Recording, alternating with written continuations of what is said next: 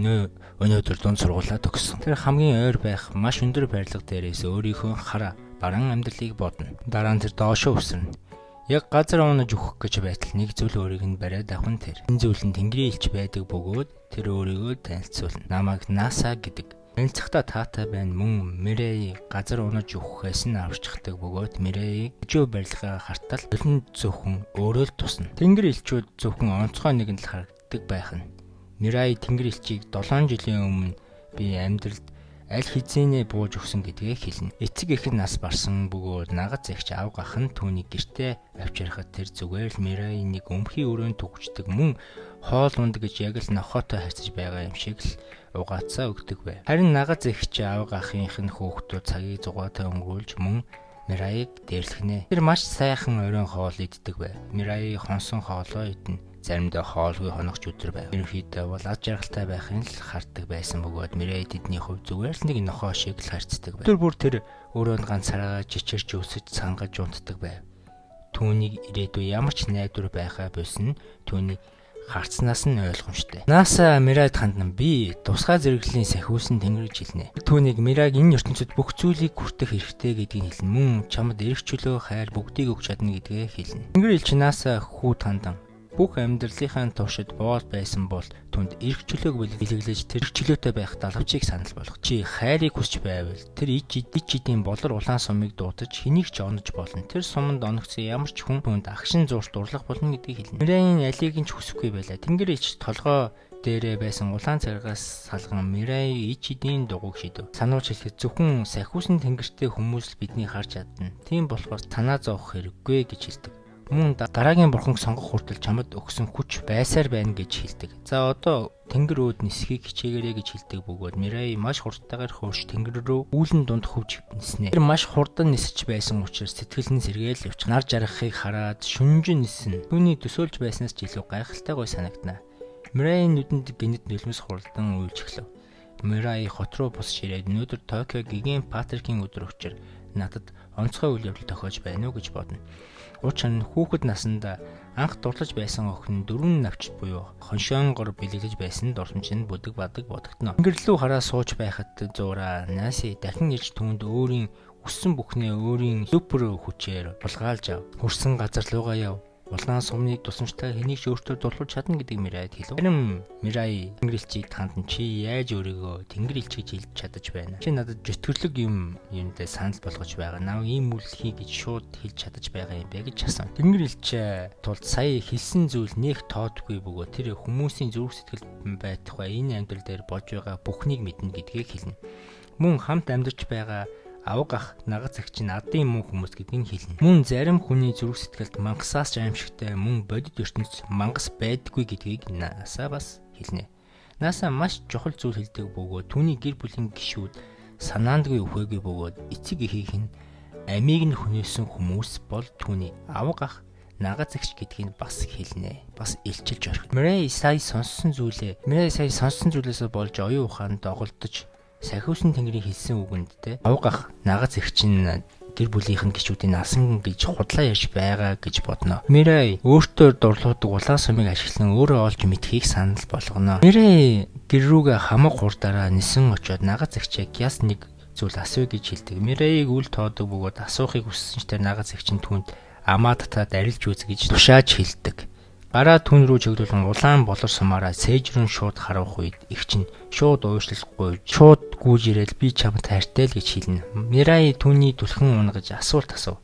Манай гэр бүлийг хэн алсан эсхийг асуув. Нагаз эгч нь гэнэт л үүлж эхлэв. Авга ахын гаднаас гэртээ орж ирээд эхнэрээ үйлж байхыг хараад гайхна. Бүх зүйл даатгалын мөнгийг өөрийн болгохын тулд гэр бүлийн гишүүдийн машиныг нь дэлбэлж асан гэдгийг нагаз эгч нь хэлвэ. Мирей өнгөрсөн цаг хугацаанд юу болсон гинэт сандаг бөгөөд ээж аавыгаа эцсийн удаа хараад гүйж байхад машин дэлбэрсэн байдаг. Мирей тушаал өгөхөд эгч нь тэр дороод утгаар өөрийгөө алчхна. Энэ юу гэсэн үг вэ? Мирейн гаргаж байгаа улаан самраа онсон хүнийг снэрээ удирдна л гэсэн үг. Дараа нь Мирей хүмүүс үхэн тун амархан гэдгийг ойлгодог бөгөөд тэр ээжийнхээ инээж байгаа төрхийг бүдэг бадаг санана. Дараа нь тэр сахиусан тэнгэрээс намайг аз жаргалтай болгож чадах уу гэж асуухад Наси тийм ээ би зөвхөн чиний хувийн тэнгэрийн элч гэдгээ хэлнэ.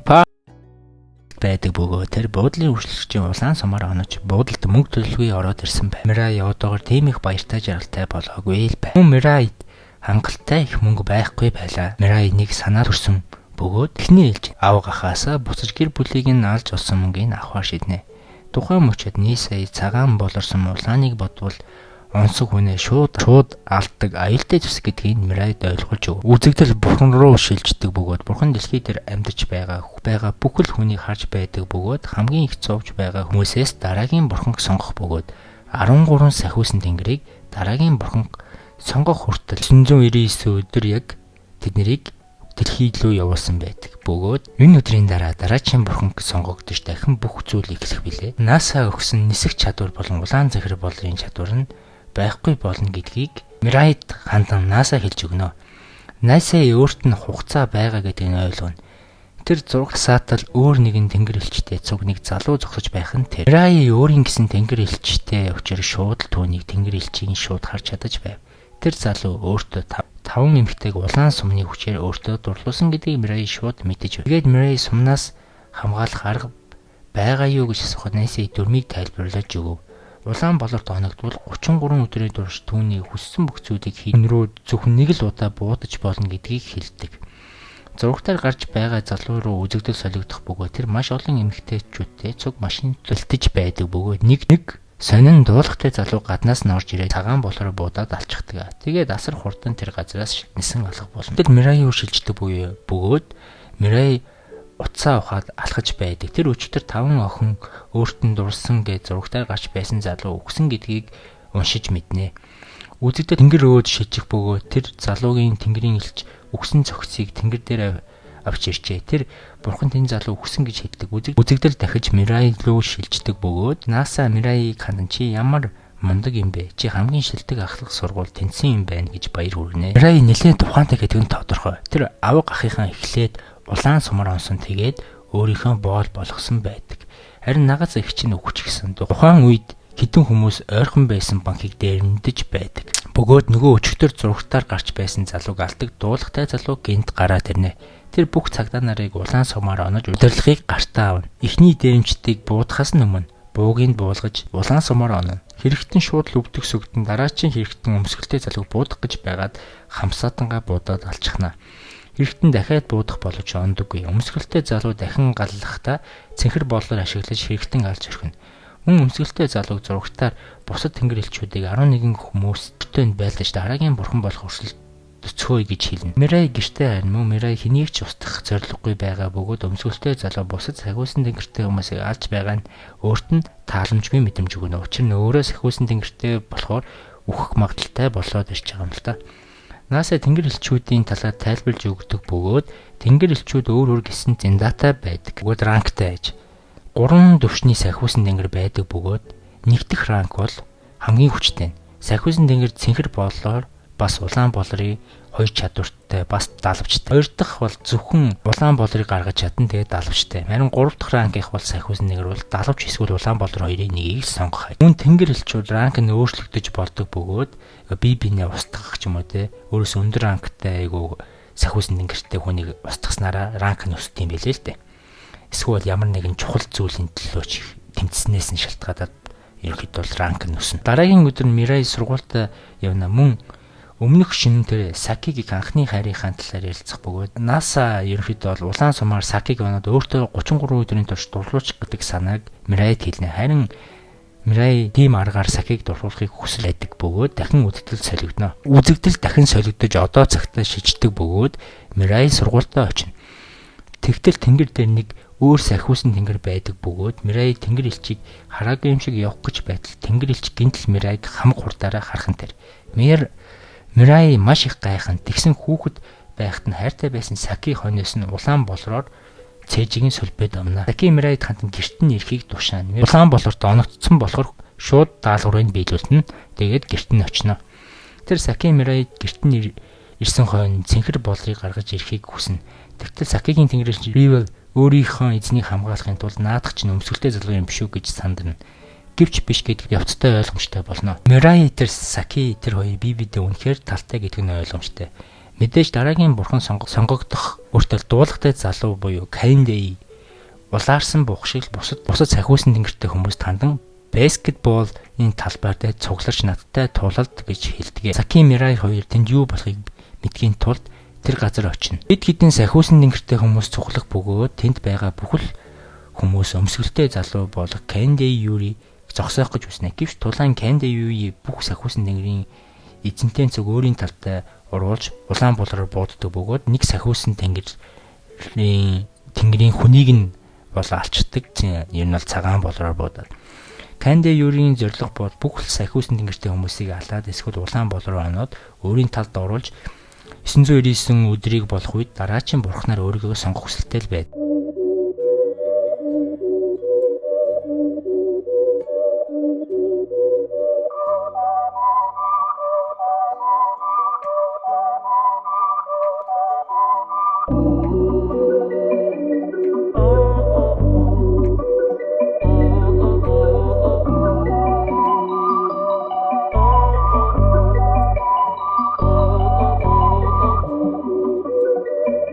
Үзэгдэл Мирай Саки хоёртой шилжих бөгөөд тэр хоёр маш их айцд авцсан байдаг. Яах учраа олохгүй тухайн мөч нэг суу тухайн залуу болох Нанато Мокайдо гэх гараад ирнэ.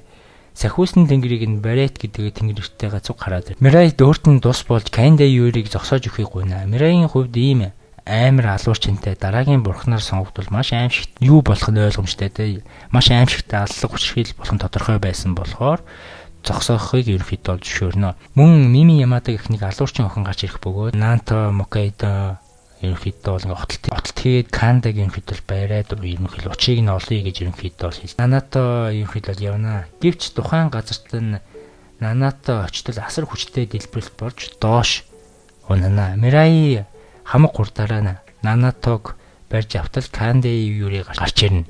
Эхэндээ яг л Мирайны ялагдаж байсан сүултээ өрсөлдөгчийн чадварыг дайралтыг нь учрыг олцохдаг бөгөөд амжилттай цохилтыг хааж чаддаг. Тун удалгүй Нанто ухаан урт амжилттай тэр хоёр пойлдож яг Кандаг Юрийг яг ялах гэж байтал Канди Юри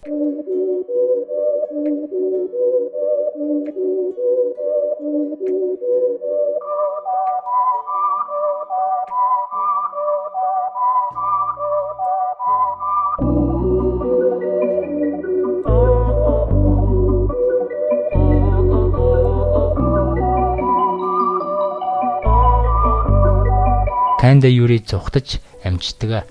Хэдэн хоногийн дараа нэгэн өөр тоглогч гарч ирдэг бөгөөд тэрний нэрийг Хажиме Сокотан гэдэг. Тэр Канди Юригийн зурагтаар үснээс хойш улаан ногоон фэн босон аж. Мөн Канди Юриг заавраар Нанатогийн гэр бүлийг барьцаалаа. Нэг шилэн дотор юм бол орчхол гарч чадахгүй тийм шорон хийцэн байдаг. Тэгээд Нанато Мира хоёрыг ерөнхийдөө байдаг чадлаараа Нанатогийн эхнэр охин хоёрыг аврах гэж очино. Мэдээж хэрэг хийцэн байдаг. Тэгээ Нанато Мира хоёр бол байдаг чадлаараа юу Нанатогийн эхнэр охин хоёрыг аврах гэж тэр газар нь очдог. Хажиме хорвоо дээр хамгийн царай муутай нэгэн байсан бөгөөд ямар ч эмэгтэй хүн түүнийг нэг шнүүдээрээ тоохооргүй тийм үзлийн царайтай нэгэн байсан байт. Тэрний азгүй амьдралыг аврахын тулд Баалта тэнгэр ич түүн дээр ирсэн байдаг. Тэр улаан болрын ачаар нэг охин өөртөө дурлуулад үнсэж байхдаа энэ ертөнцид царай нэг чухал биш гэдгийг ойлгодог. Тэгсэн Хажиме хэдин эмч нарыг улаан болроор онож мессэлд орж одоо байгаа царайлаг төрхөндөө орсон байна. Үзэгдэл буцаад одоо сагт ирэх бөгөөд Хажиме Нанта гэр бүлийн барьцаалсан учир сүрдүүлсээр байгаа шилэн хоргонд Мирара болон Нанатог хоёрыг оруулчихна. Саки яагаад хамт яваагүй вэ гэвэл Ривл тэнгэрэлч нь хүч сул тулд нисэж чадахгүй учраас тэнд очих нь аюултай байдаг. Азар мана хэд хавханд орцсон байхад Ривл тэнгэрэлч нь ранг дээшилж нисэж чаддаг болдог бөгөөд хамаг хурдаараа Мирай манай эдийн байга газар ирж Хажимегийн араас улаан болроор будаж ингээд 33 өдрийн турш Сакигийн цэрэг болж байгаа гэсэн үг. Саки Хажиме манай хоёрыг шилэн хоргоос гарах гэж тушаана. Хажиме тушаалыг биелүүлж шилэн хоргийг балтаж гарна. Төд хөдлөгийн байдал бичсэнийг мэдсэн Канди өөрийн улаан болроор бууцсан хүмүүстэйгээ цуг тухайн газар руу байдаг хурдаараа явдаг боловч манай хоёр шилэн хоргоос амжиж гарна. Канада Мирай хоёр цаг товлож тулаан хийхээр болно. Тун удалгүй товсон цагта бүх хүмүүс ирнэ. Мирай Саки Нанта өөрсдийгөө улаан болроор буудах санааг Нанта гаргана. Учир нь Канди биднийг улаан болроор ончих бол маш аюултай учир тулаан эхлэхийн өмнө манай гурав бие улаан болроор онно. Дулаан эхэлнэ. Дулаан ширүүн болж дайсны талын эмэгтэй бүх дэлхийн хүмүүсийг алах хэмжээний тахал тараах гэж оролдоно. Гэвч түүнийг зогсоох гэж манай талын Хэжимэ Амарэ Сакигийг алах гэж байсан вирусыг өөр дээрээ тариулаад үхнэ. Дайсны эмэгтэйч ер нь бол зогсоож бас чадаж устгадаг. Сүүлдээ Канди болон Мирай хоёрын хооронд тулаан болох бөгөөд тэр хоёр зоо шидэн хин төрүүлж бутгаа шиднэ. Тэр хоёр ан ман тулдна үзэгдэл солигдож Канди өнгөрсөн амьдрал гарах бөгөөд Кандигийн бүхнээс хайртай нэг Рой гэдэг дүүтэй байсан бөгөөд тэр бүх цаг үе дүүтэйгээ цуг байдаг байсан байна. Тэр өдрийг хүртэл нэгэн өдөр дүүн өөр найзтай болно гэж хэлдэг. Гэвч Канди чи миний өмч надаас өөр хүнтэй чи хамт байж болохгүй гэж хэлдэг. Рой яхаасаа айж гүйж байхдаа өндөрөө сунаж нас барсан юм байлээ. Кандигийн гар дээр нь дүүгээ үххийг харсан. Ройг үхсэн ч гэсэн хөлтөөж яг л үзмэр шиг болгосон байлаа.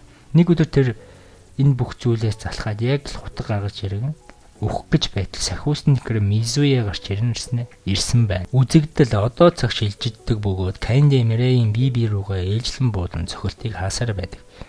Эцсийн мөчид Мирей холоос биш ойроос байлах гэж түүн рүү бүх хүчээрээ дайрдаг. Кандигийн хав илүү хүчтэй байж яг Мирейя ялагдах гэж байтал Саки тулаанд орж ирнэ. Мөн Саки Мирей хоёр түүний хоёр гарыг нь ажиллагаагүй болгож эцсийн цохилтыг наантаа хийж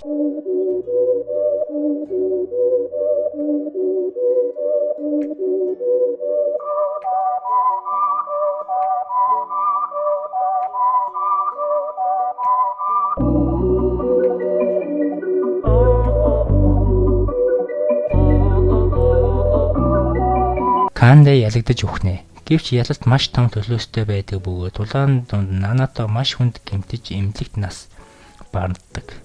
Түүний гэр бүл нь түүний хойноос үйлнэ. Бүх зүйл ингээд дууслаа гэж бодож байтал үгүй байдаг бөгөөд Бурхныг сонгох өдөр улам л ойрцоор гарч ирээгүй хүмүүс байсаар л байдаг.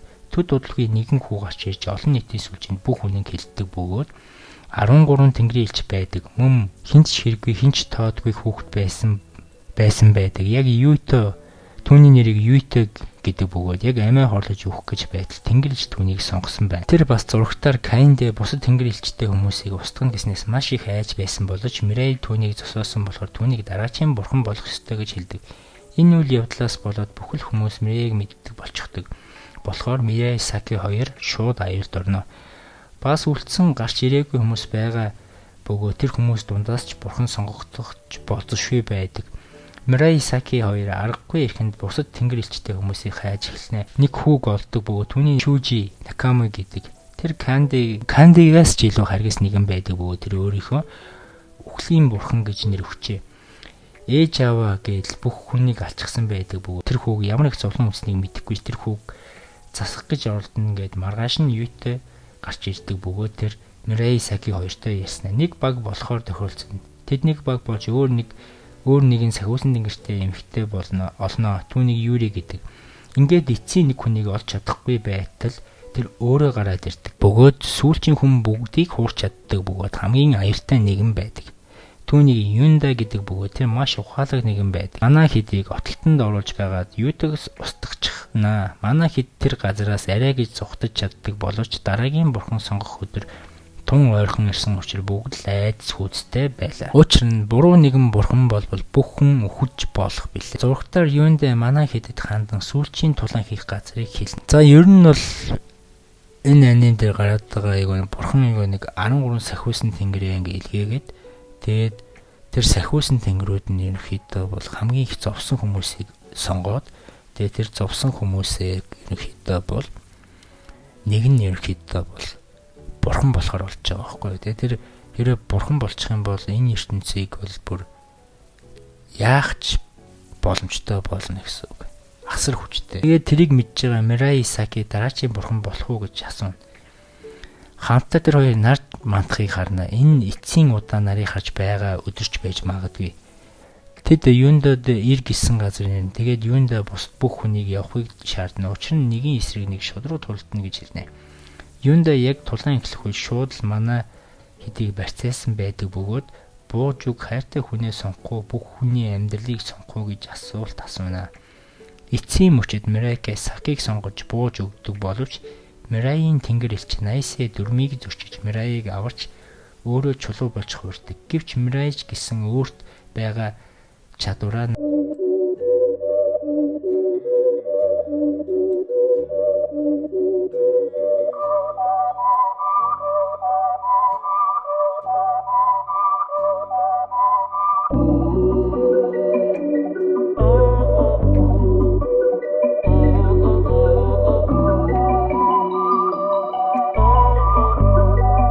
Найсыг чулуужилтыг зогсоож орхино. Тухайн мөчөд Йондо дахин галлах үед Саки Мирай манайхэд түлээсээ тайлаад хүрээд ирчихсэн байдаг бөгөөд эцсийн мөчөд Йондогийн хоньоос Тимараа буудна. Гэвч Юндогийн тэнгэр элч өөрийгөө долиулсан. Бүх зүйл дуусч эцсийн 999 дэх өдөр болж дараачийн бурханд сонгоно. Бүх сахиусан тэнгэр Шүүжи хүүг бурхнаар сонгоход санал нэгддэг бөгөөд асар хүчтэй гэрлэлэн дэсрэлт болж Шүүжи Накамо дараачийн бурхнаар сонгогдож бусад бүх хүмүүсийн хүч чадлаа алдна. Мирай Саки хоёр гээд бүгд л ямар ч хүчгүй болсон байдаг бөгөөд Мирай Саки хоёр хөдөлсөн гэрлүүгээ хамт алхана.